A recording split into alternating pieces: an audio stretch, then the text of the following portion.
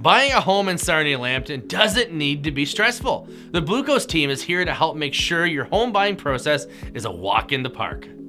My name is Sean Ryan and I'm with the Blue Coast team and EXP Realty of Canada in Sarnia. Today I want to give you some tips that will help your home buying process be a breeze.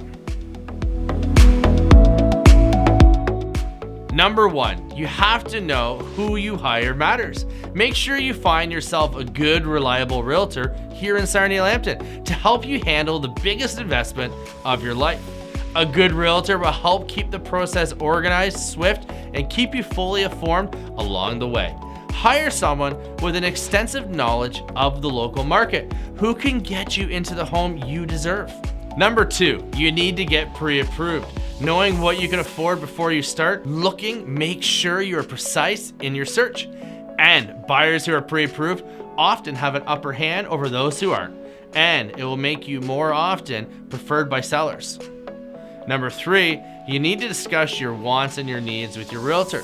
Make sure you list out the criteria of what you want in a home and have lots of questions to ask, and use their professional advice. Number 4 is to make an offer.